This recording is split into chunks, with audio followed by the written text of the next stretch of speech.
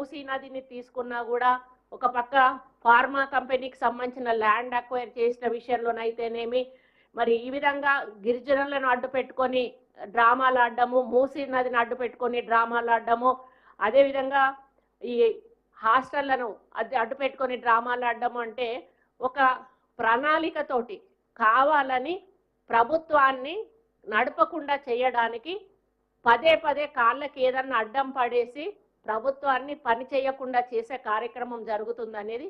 అదేవిధంగా మొన్న కలెక్టర్ పైన దాడి, అది ఖచ్చితంగా ఆయనను మర్డర్ చేయడానికి చేసినటువంటి ప్లాన్.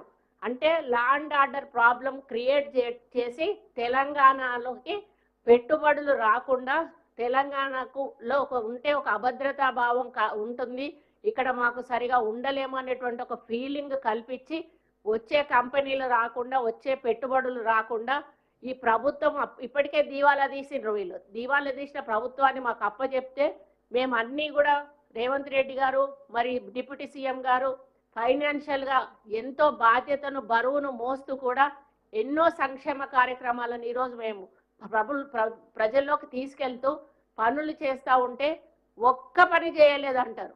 మైకులు పట్టుకొని ఇష్టం ఉన్నట్టుగా మాట్లాడేసి ఒక్క పని కూడా చేయలేదనేటువంటి మాట మాట్లాడడం. మరి వాళ్ళకు తెలివిని మాట్లాడుతాండ్రా, తెలివి లేక మాట్లాడుతాండ్రా నాకు అర్థం కావడం లేదు. ఇంకా కేటీఆర్ సైకోరావు ఏమంటాడు అంటే, మా చూస్తూ ఊరుకోను బిడ్డ, నేను అసలే మంచోడిని కాదు, కలెక్టర్ని ఎవరినో తీసుకొచ్చేసిన కలెక్టర్ని కూడా తిట్టేసి ఇష్టం ఉన్నట్టు ఊరుకోను, మళ్ళీ మేము అధికారంలోకి వస్తే ఒక్కొక్కరి పేరు గుర్తుపెట్టుకొని బట్టలు ఉరికిచ్చి కొడతా. ఇంకా సిగ్గు రాలేదా మీకు? మిమ్మల్ని చీ అని ప్రజలు తిరస్కరించి మీ 10 ఏళ్ల పాలనలో మీరు ప్రజల వైపు కన్నెత్తి చూడలేదు, కన్నెత్తి పలకరించలేదు. వాళ్ళకి కష్టాల్లో లేరు, సుఖాల్లో లేరు, బాధల్లో లేరు. మీరు చేయలేదా? భూమి ల్యాండ్ అక్వైర్ మీరు చేయలేదా? మీరు మల్లన్న సాగర్ రైతుల ఉసురు పోసుకోలేదా? ఇప్పటి వరకు కూడా వాళ్ళకి డబ్బులు ఇవ్వలేదే? ఆ విధంగా చాలా అక్వైర్ చేశారు. మీరు కంపెనీలు కట్టేటప్పుడు కొన్ని చోట్ల తప్పనిసరి పరిస్థితుల్లో ప్రజలు మెప్పించి ఇప్పుడు ఈరోజు మేము వరంగల్ ఎయిర్పోర్ట్ చేస్తా ఉన్నాము. అక్కడ 250 ఎకరాలు ల్యాండ్ అక్వైర్ చేస్తా ఉన్నాము. రైతుల నుంచి చేసేది ఒక పాలసీ ఉంటుంది. ఈరోజు ఆ పాలసీని తప్పుబట్టి గిరిజనులు రేగేసి వాళ్ళ గురించి మీరు మాట్లాడుతూ ఉన్నారు. గిరిజనుల గురించి మాట్లాడే నైతిక హక్కు ఈరోజు టీఆర్ఎస్ సైకోరావుకు లేదని చెప్తా ఉన్నా. ఆ రోజు అదే మహబాద్లో కూడా మరి వీళ్ళు ల్యాండ్ అక్వైర్కి పోతే వాళ్ళు మహిళలు అడ్డం పడితే వాళ్ళను లాఠీ చార్జీ చేపించి పసిపిల్లలు ఉన్నటువంటి తల్లులను కూడా ఆ రోజు జైల్లో పెట్టించి ఇంకా సిగ్గు లేకుండా పోయి మహబాద్ మాట హాస్యాస్పదంగా ఉంది.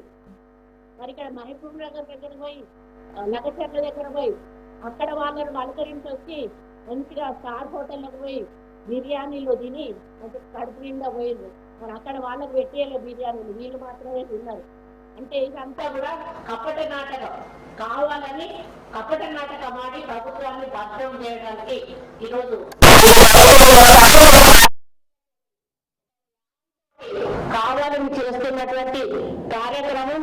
ప్రతి దాని మీద మా ప్రభుత్వం ఎంక్వైరీ చేస్తుంది.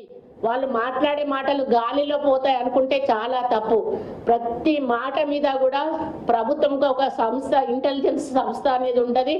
ఆ సంస్థ దాని మీద నిఘా పెడుతుంది. ఆ నిఘా వెనకాల ఏమేమి ఉన్నాయి అన్నీ కూడా బయటకు వస్తాయి. వచ్చినప్పుడు దాంట్లో ఎవరి ఇన్వాల్వ్మెంట్ ఉన్నది అనేది తెలుస్తుంది. తెలిసినప్పుడు 100% వాళ్ళ మీద చట్టపరమైన చర్యలు తీసుకోవడం జరుగుతుంది. ఈయన